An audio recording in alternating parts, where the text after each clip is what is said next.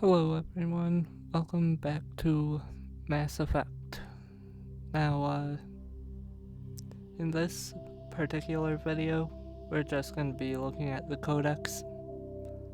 So, it might not be too interesting to everyone, but I feel like it's an important video to make.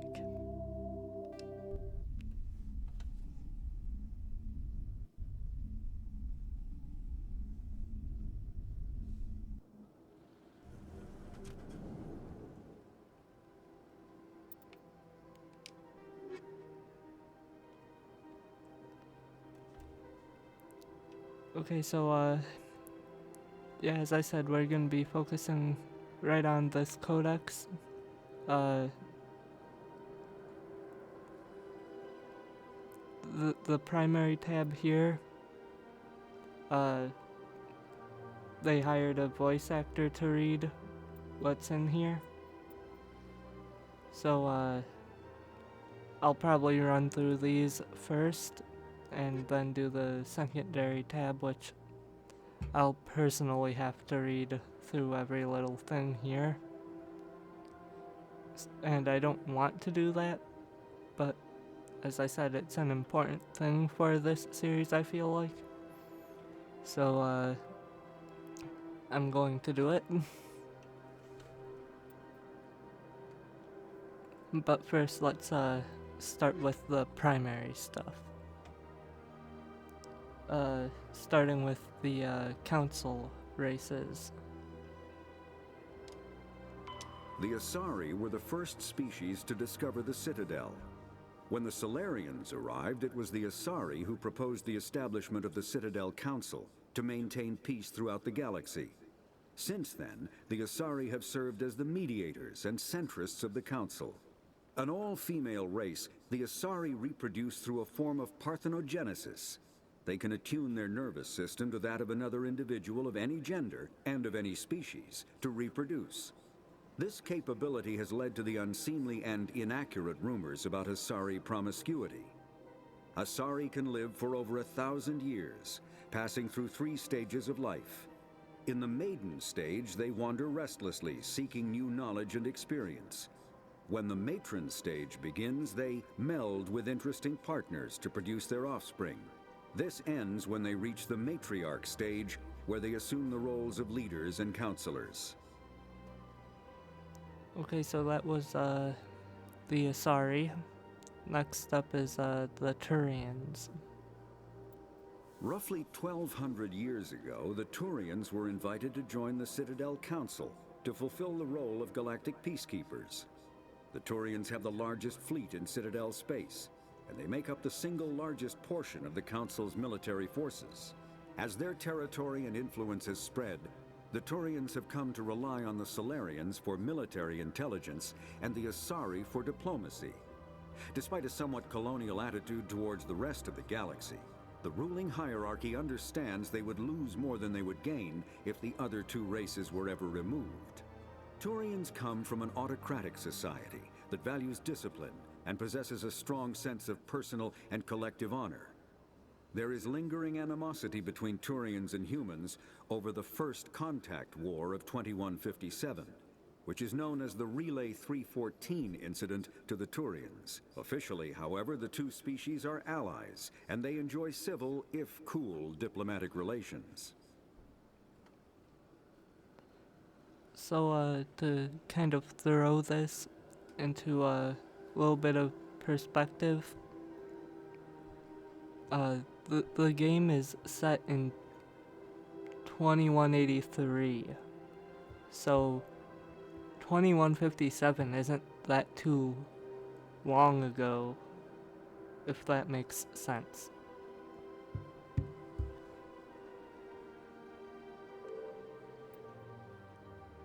Okay, next up we have extinct races. 50,000 years ago, the Protheans were the only spacefaring species in the galaxy. They vanished in a swift galactic extinction. Only the legacy of their empire remains. They are believed to have built the mass relays and the Citadel, which have allowed numerous species to explore and expand throughout the galaxy. Prothean ruins are found on worlds across the galaxy. While surprisingly intact for their age, functioning examples of Prothean paleotechnology are rare. Time and generations of looters have picked their dead cities and derelict stations clean. Some believe the Protheans meddled in the evolution of younger races. The Hanar homeworld of Kaj'e, for example, shows clear evidence of former Prothean occupation.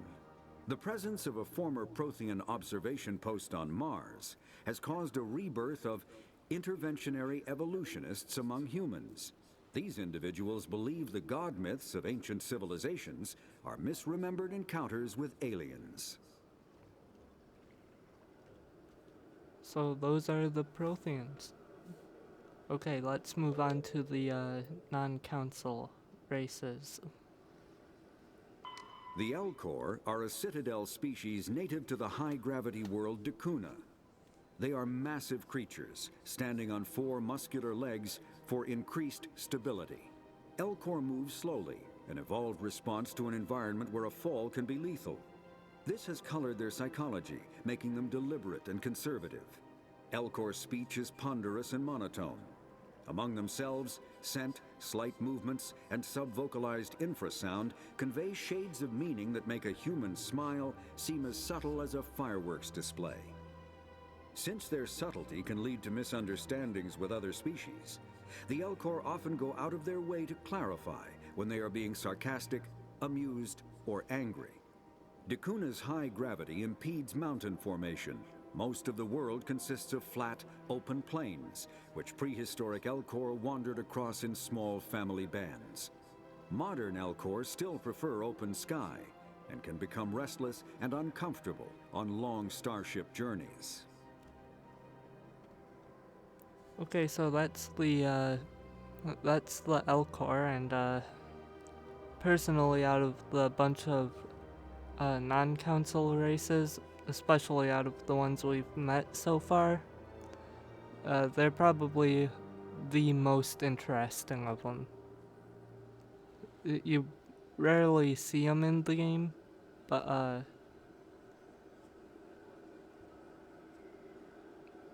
simply because of the fact that they have to explain their emotional state,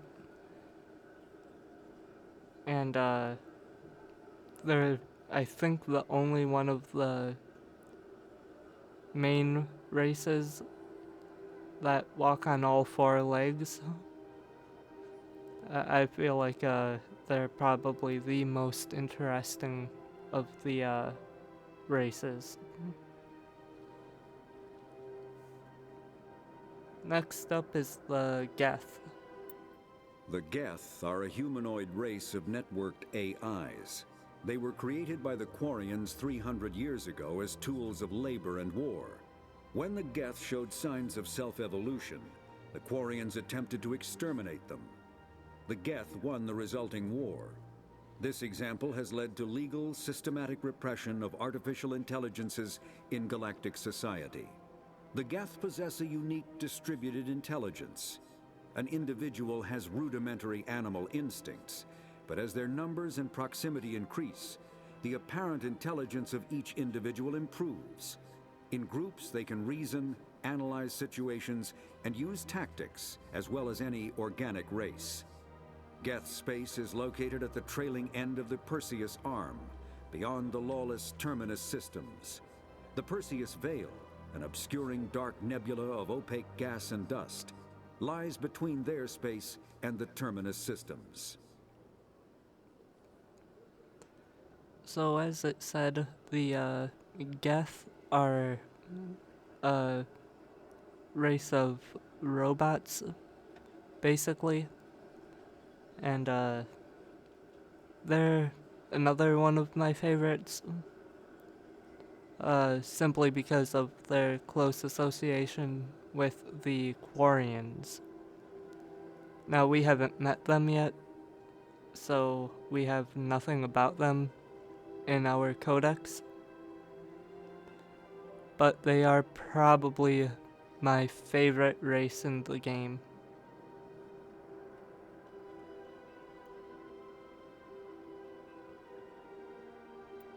The Volus are a member species of the Citadel with their own embassy, but they are also a client race of the Turians. Centuries ago, they were voluntarily absorbed into the hierarchy, effectively trading their mercantile prowess for Turian military protection. Erun, their homeworld, lies far beyond the normal life zone of its star. However, the world has a high-pressure greenhouse atmosphere that traps enough heat to support an ammonia-based biochemistry. As a result, the Volus must wear pressure suits and breathers when dealing with other species, as conventional nitrogen-oxygen air mixtures are poisonous to them, and in the low-pressure atmospheres tolerable to most species, their flesh will actually split open. Volus culture is tribal, bartering lands and even people to gain status. This culture of exchange inclines them to economic pursuits. It was the Volus who authored the Unified Banking Act, and they continue to monitor and balance the Citadel economy. So yeah, the Volus are pretty much a merchant race.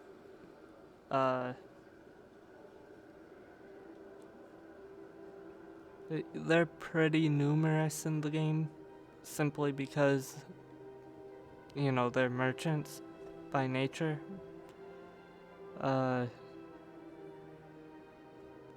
They're not too interesting otherwise, or at least I don't think so.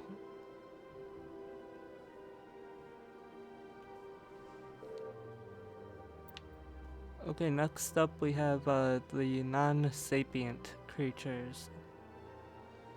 After the Geths secure a location, they round up and impale dead and living bodies on mechanical spikes.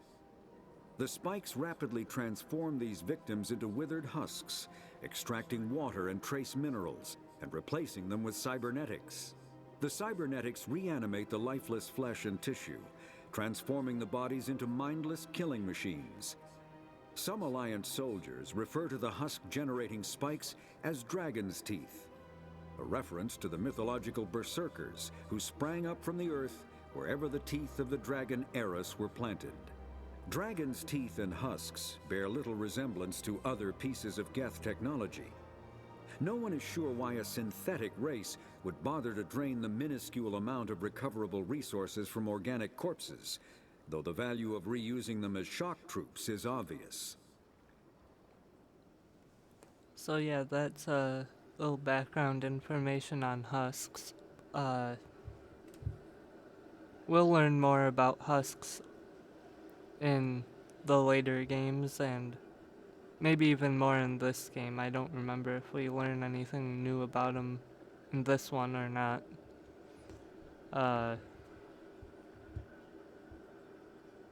But yeah, you might recognize husks from the mission on Eden Prime. They were a majority of the enemies that we fought in that mission. The other enemies, of course, were Geth.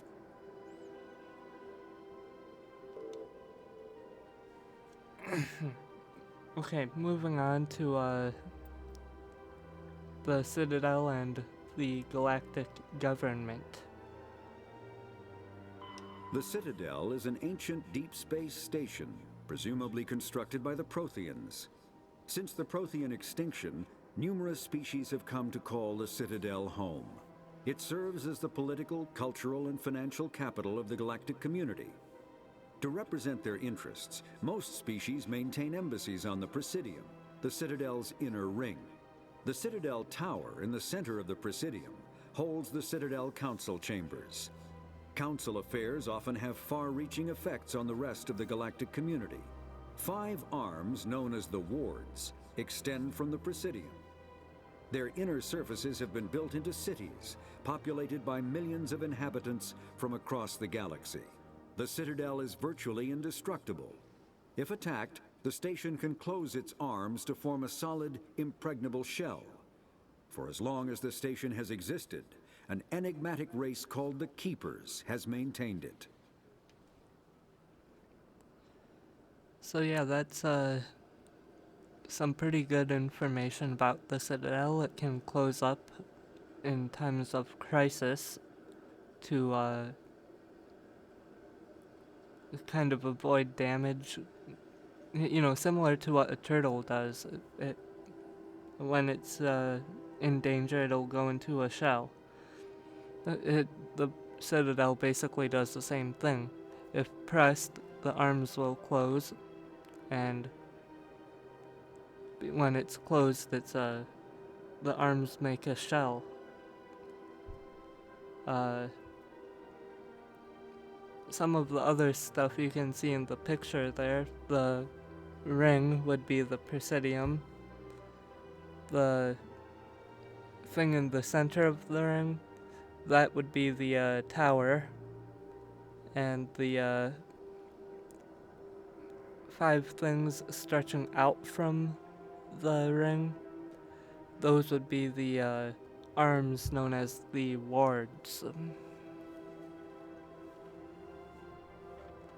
Okay, moving on to the Citadel Council.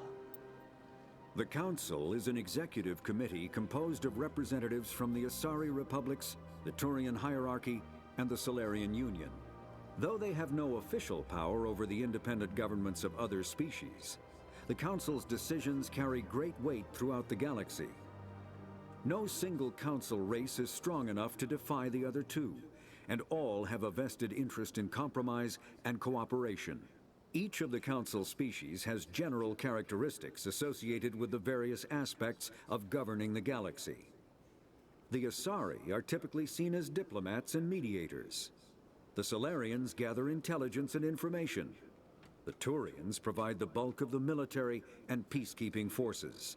Any species granted an embassy on the Citadel is considered an associate member, bound by the accords of the Citadel Conventions. Associate members may bring issues to the attention of the Council, though they have no input on the decision. The Human Systems Alliance became an associate member of the Citadel in 2165. Okay, so not much really to say other than what was said in the reading right there about the council. At least I don't have anything to add. So let's move right on to the Spectres. Spectres are agents from the Office of Special Tactics and Reconnaissance, and answer only to the Citadel Council. They are elite military operatives, granted the authority to deal with threats to peace and stability in whatever way they deem necessary. They operate independently or in groups of 2 or 3. Some are empathetic peacekeepers, resolving disputes through diplomacy. Others are cold-blooded assassins, ruthlessly dispatching problem individuals. All get the job done one way or another, often operating outside the bounds of galactic law. The Spectres were founded after the Solarians joined the Council. For many years they operated in secrecy as backroom problem solvers. Only after the Krogan rebellions did their activities become publicized. Assignment of a Spectre is less contentious than a military deployment, but makes it clear that the Council is concerned about a situation. Okay, so you know, going through that reading, you can kind of tell that Spectres are very similar to the secret police that you find in places like Russia. Now I know what that one Turian, the head of CSEC, was talking about when he was questioning whether Spectres are actually necessary. Let's see, I saw somewhere in here. This paragraph. They operate independently or in groups of 2 or 3. Obviously, us being Shepherd, we operate in a group of 3. My character and 2 squad mates. Some are empathetic peacekeepers resolving disputes through diplomacy, while others are cold-blooded assassins ruthlessly dispatching problem individuals. Uh, Based on the playstyle we're going for, I feel like I'll probably be leaning towards the cold-blooded assassin, but we'll see.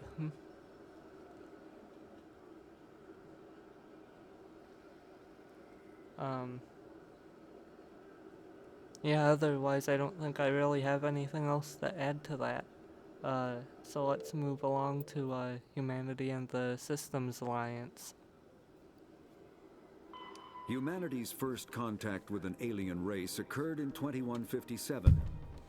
At that time, the Alliance allowed survey fleets to activate any dormant mass relays discovered, a practice considered dangerous and irresponsible by Council-aligned races. When a Turian patrol discovered a human fleet attempting to activate a relay, they attacked. One human vessel survived, retreating to the colony of Shanxi. The Turians followed, quickly defeating the local forces. Shanxi was occupied, the first and to date only human world to be conquered by an alien species. The Turians believed the handful of ships they defeated represented the bulk of human defenses, so they were unprepared when the Second Fleet, under Admiral Castany Drescher, launched a strong counteroffensive, evicting them from Shanxi. The Turians mobilized for full-scale war, drawing the attention of the rest of the galaxy. The Council quickly intervened, forcing a truce. Fortunately for humanity, the First Contact War was ended with a diplomatic solution. So it sounds like the First Contact War was very much a misunderstanding between the humans and the Turians.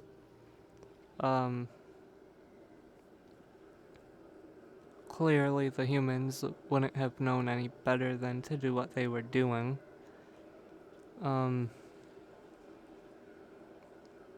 Kind of bad luck for humanity that the Turians of all races were the ones to find us first.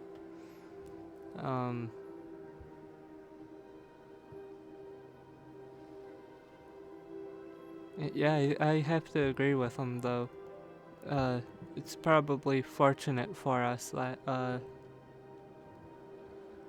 for humanity it is, that, the, council, intervened. Things otherwise probably would have ended with the Turians wiping out humanity. So enough about that, let's move on to the Systems Alliance. The Systems Alliance is an independent supranational government representing the interests of humanity as a whole. The Alliance is responsible for the governance and defense of all extrasolar colonies and stations. The Alliance grew out of the various national space programs as a matter of practicality. Sol's planets had been explored and exploited through piecemeal national efforts. The expense of colonizing entire new solar systems could not be met by any one country. With humans knowing that alien contact was inevitable, there was enough political will to jointly fund an international effort. Still, the Alliance was often disregarded by those on Earth until the First Contact War. While the national governments dithered and bickered over who should lead the effort to liberate Shanxi, the Alliance fleet struck decisively. Post-war public approval gave the Alliance the credibility to establish its own parliament and become the galactic face of humanity.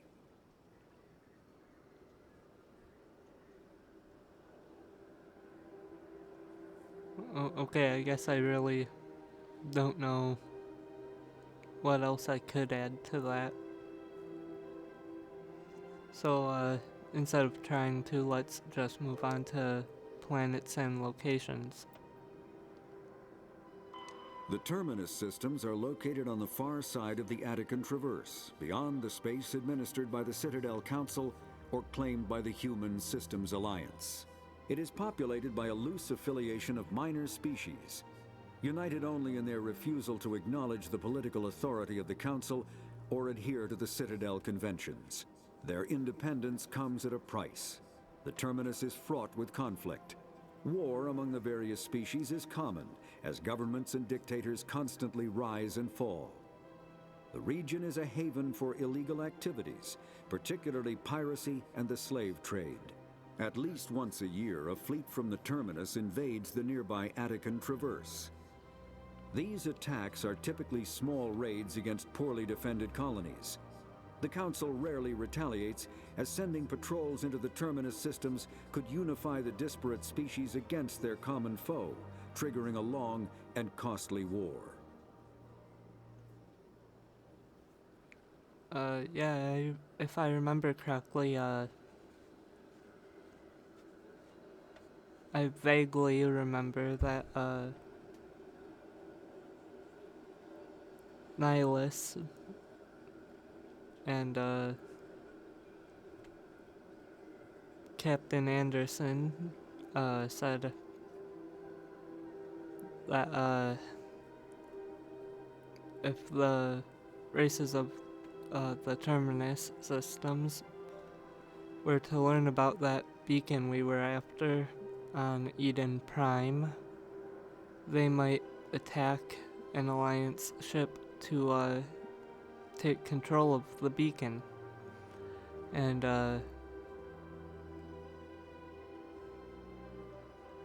when we said that in doing that, it would be considered an act of war and the Council would have to retaliate, Nihilus said, yes, it would be an act of war, but the Terminus systems might be willing to start a war over it. And,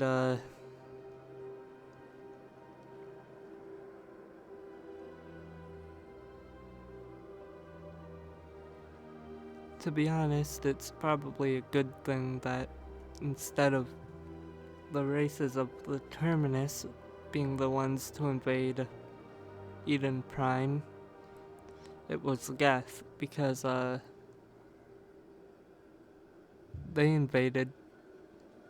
Then I'm pretty sure a majority of them that invaded left. I'm pretty sure that's how it happened. I'm pretty sure only a small amount were left behind to stall Shepard's team.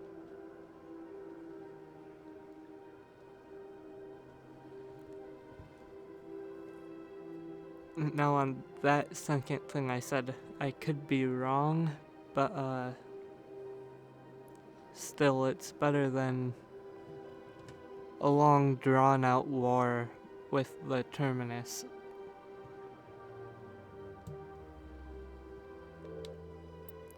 So moving on to ships and vehicles. The Mako infantry fighting vehicle was designed for the System Alliance's frigates.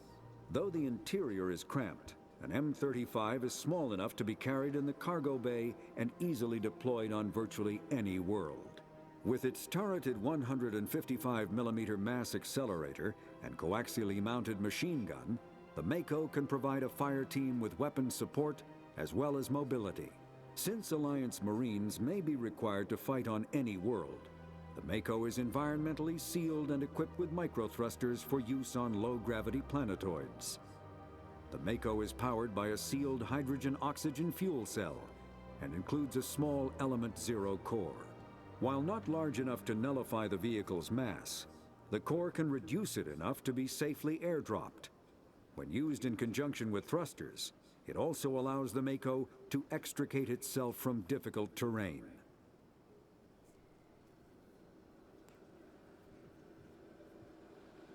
Yeah, a lot of people who have played the Mass Effect trilogy, they dislike the Mako simply because of the controls that the Mako has. Because if I remember correctly, which I might not because it's been a while since I've played far enough in to use the Mako, but the controls for the Mako are not the best.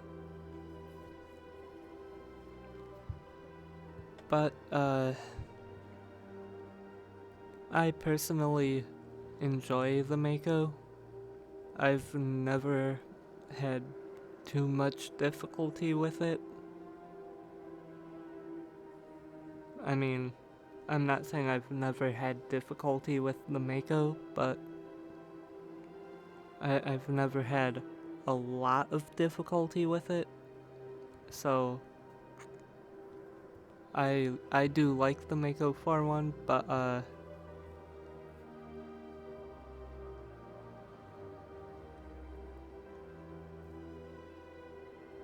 okay, before I just rant about the Mako, I feel like we should at least finish up the primary section before I have to end the video, because it's about that time, so let's hurry up and get through the rest of these. Next up is technology. Biotics is the ability of rare individuals to manipulate dark energy and create mass effect fields through the use of electrical impulses from the brain.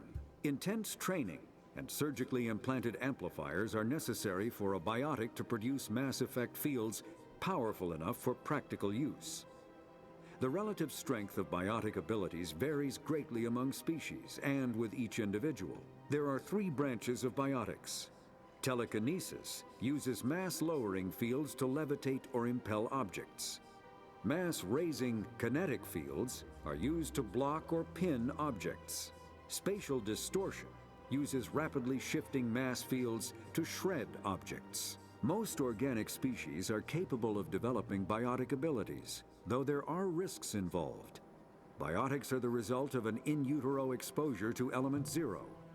This usually causes fatal cancers in the victim, but in rare cases, it coalesces into nodules within the fetus's developing nervous system. So yeah, those are the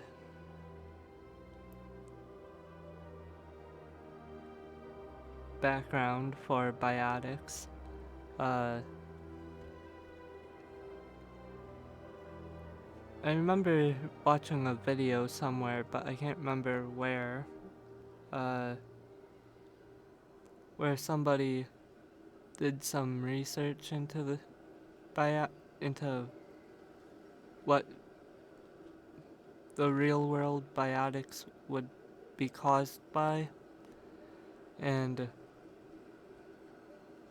they said it's not dark energy, but it's something else, but I can't remember what it was. If I remember in a future video, I'll let you guys know. But next up we have Element 0, commonly shortened in this game to EZO.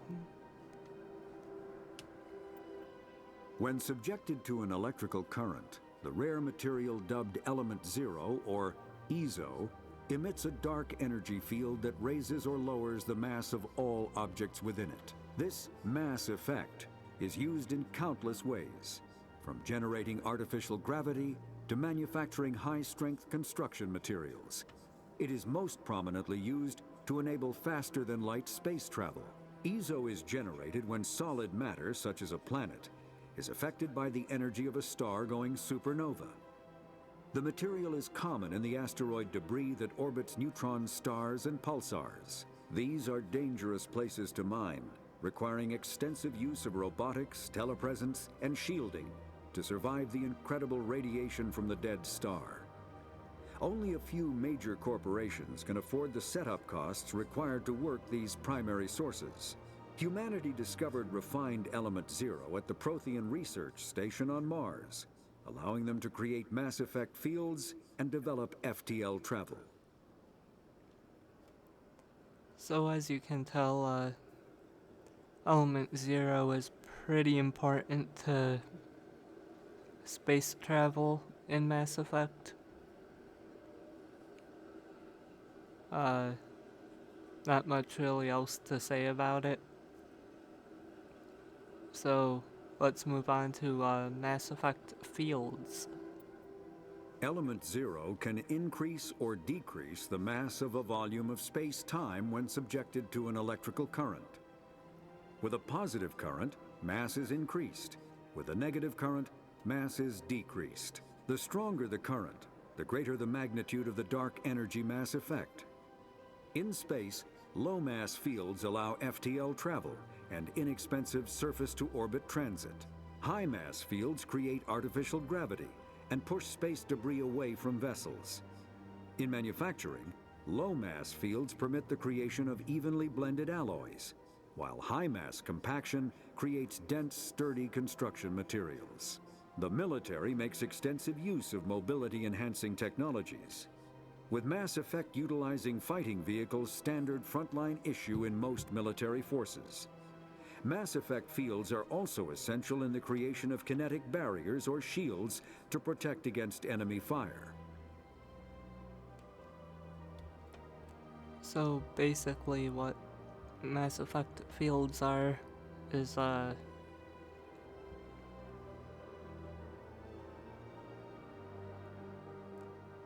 to really dumb it down, it's pretty much another word for very complicated physics.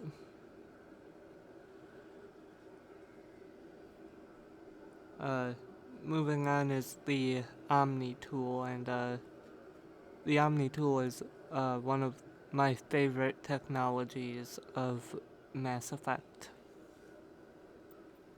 Omni tools are handheld devices that combine a computer microframe, sensor analysis pack, and manufacturing fabricator. Versatile and reliable, an Omni tool can be used to analyze and adjust the functionality of most standard equipment, including weapons and armor, from a distance. The fabrication module can rapidly assemble small three-dimensional objects from common reusable industrial plastics, ceramics, and light alloys. This allows for field repairs and modifications to most standard items, as well as the reuse of salvaged equipment. Omni tools are standard issue for soldiers and first-in colonists. Yeah, Omni tools are very basic items. I'm pretty sure every class will use an Omni tool at some point.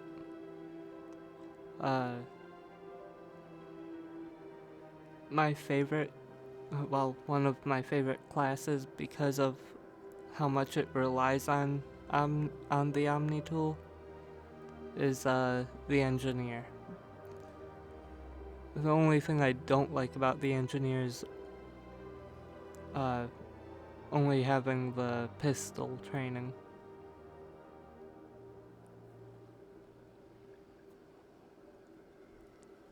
So let's move on to weapons, armor, and equipment. Combat hard suits use a dual-layer system to protect the wearer. The inner layer consists of fabric armor with kinetic padding.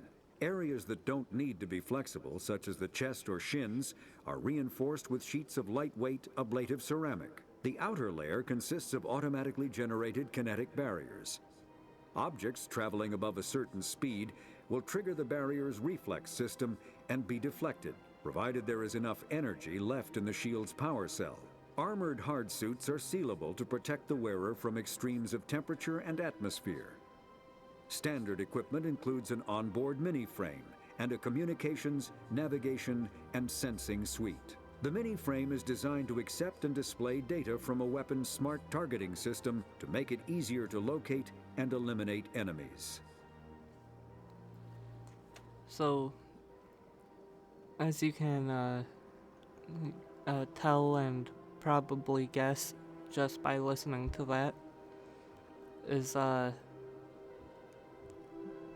body armor is very different in Mass Effect than it is in most other science fictional universes, and even in real world technology, the body armor is vastly different from Mass Effect to what we actually have in the real world.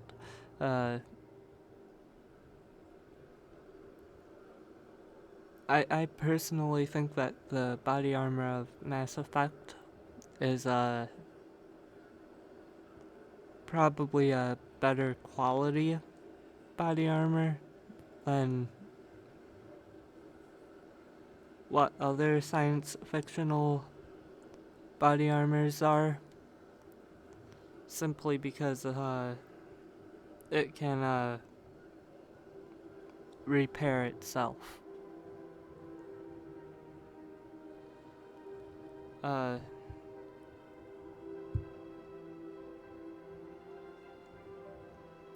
so aside from that, let's move on to kinetic barriers, or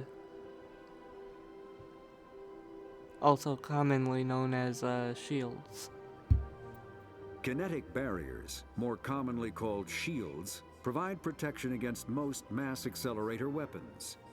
Whether on a starship or a soldier's suit of armor, the basic principle remains the same. Kinetic barriers are repulsive mass effect fields, projected from tiny emitters. These shields safely deflect small objects traveling at rapid velocities.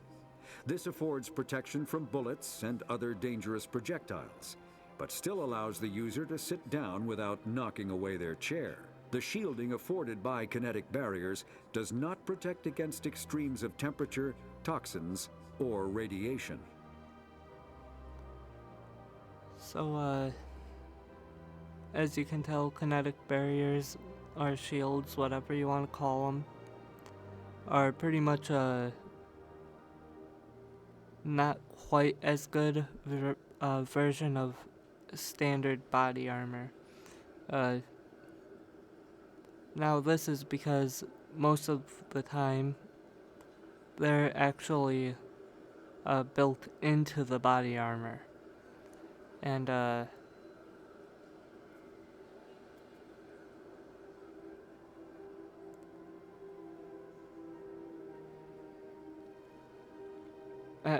body armor actually protects against temperature, toxins, and radiation, so they don't actually have to worry about that for the barriers or shields. And a spaceship typically is built in the same way that they make body armor, in that they're built to withstand those things, and the barriers or shielding can be integrated into the ship. So I just think that kinetic barriers and body armor, the differentiation between the two, is really cool, as having both gives you like two different layers of protection, if you'd like to call it that. I don't know. Anyhow, it's time to end this video, so in the next video we're probably gonna spend the whole time on these secondary parts of the Codex. But until then, if you like this video, go ahead, click the like button, subscribe if you feel inclined to do so. If you do, click on the bell so that you can be notified of new videos, and just share it with people you think might like this series.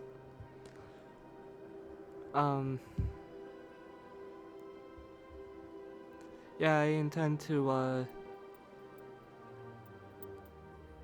go through each of the different bits of information about Mass Effect throughout this series, so that might extend the lifespan of the series, it might not. I don't know.